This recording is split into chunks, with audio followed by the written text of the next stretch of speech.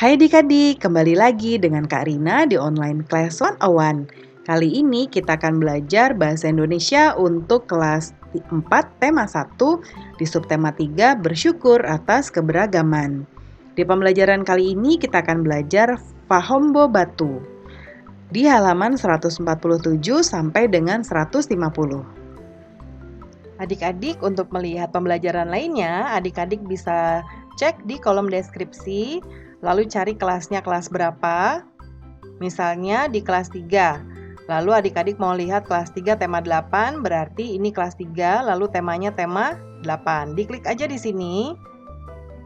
Nanti akan dialihkan ke halaman lain di browsernya dan masuk ke playlist di tema tersebut. Seperti ini. Nah, ini sudah berurutan mulai dari halaman awal sampai dengan halaman terakhir di bukunya ya. Dan di sini Karina membagi-bagi berdasarkan pembelajarannya. Jangan lupa di-subscribe dan klik loncengnya ya. Terima kasih. Yuk kita mulai adik-adik. Ditonton sampai habis ya. Jangan dilewatkan karena ada informasi penting yang Kak Rina berikan. Dan diulang lagi videonya sampai adik-adik benar-benar paham. Setelah permainan engklek di pembelajaran sebelumnya ya PJOK, bangsa Indonesia juga mempunyai banyak permainan yang diwariskan secara turun-temurun. Nah, mari kita cari tahu adik-adik tentang budaya Fahombo Batu atau lompat batu yang biasa dilakukan oleh masyarakat Nias. Mungkin adik-adik pernah melihat ya di gambar-gambar atau di TV. Nah, dengarkan gurumu saat bercerita. Kalau di sini nanti yang akan bercerita Kak Rina ya. Tulislah gagasan pokok dan pendukungnya di diagram yang ada. Diagramnya seperti biasa bentuknya begini. Ya, satu paragraf, satu diagram. Nah, kalau Kak Rina juga seperti biasa akan membuatnya beruntut ke bawah ya. Atau bersusun ke bawah. Yuk kita mulai ya adik-adik. Kak Rina akan bacakan dulu ceritanya ada di sini. Judulnya Fahombo Batu.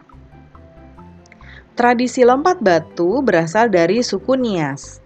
Seperti ini gambarnya adik-adik. Jadi ada batu tinggi ya, tingginya itu bisa melebihi kepala adik-adik ya, karena adik-adik masih kecil. Nah, nanti ada nih ketinggiannya ya, wah 2 meter nih adik-adik nih. Ya, nah ini mereka suku Nias itu bisa melompati ini adik-adik tanpa alat bantu apapun ya. Nah, suku Nias berasal dari Pulau Nias yang terletak di sebelah barat Pulau Sumatera. Lompat batu atau yang dikenal dengan Fahombo Batu merupakan ciri khas masyarakat Nias. Tradisi ini hanya dilakukan oleh kaum laki-laki, khususnya para pemuda ya, biasanya yang masih muda.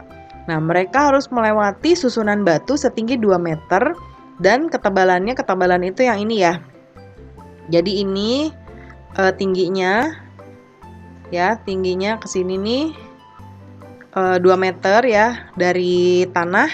Lalu ini lebar. Ini ketebalan ya, ini ketebalannya ini dari sini ke sini itu 40 cm. Ya, udah tinggi, lebar juga lagi ya adik-adik ya. Nah, tradisi ini bertujuan untuk menunjukkan kekuatan dan ketangkasan para pemuda yang melakukannya.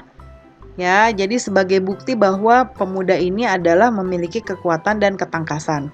Seseorang yang berhasil melakukan tradisi ini dianggap hebat, baik bagi dirinya maupun keluarga dan masyarakat di desa itu.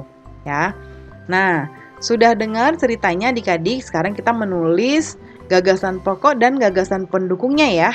Akan Kak Rina besarkan dulu ini. Nah, paragraf 1.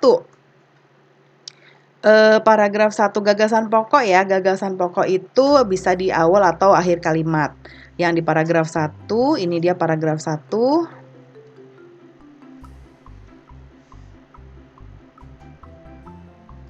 Nah, ini paragraf 1.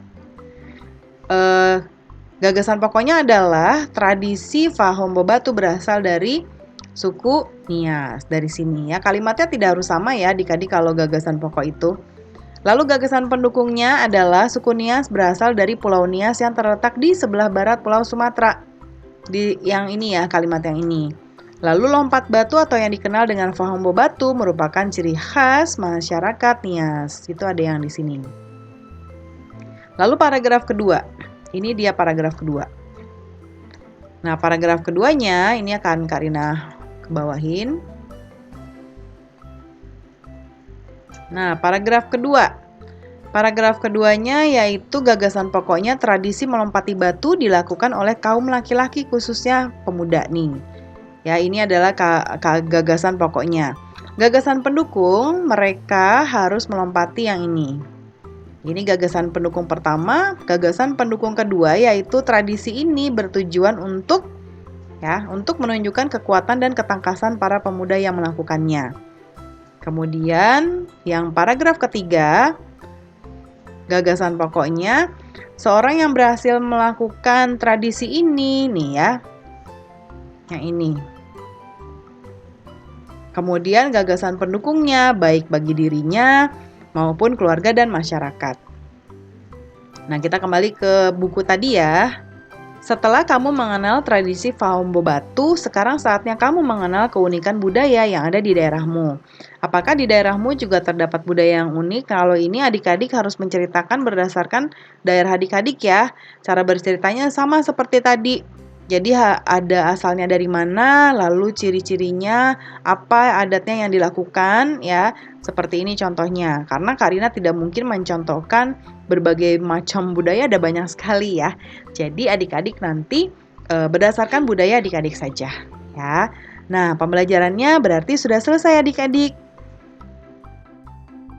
Terima kasih sudah menonton sampai akhir. Mohon dimaafkan apabila ada kesalahan dalam perkataan maupun dalam materi yang diberikan. Sampai jumpa di pembelajaran berikutnya. Dadah!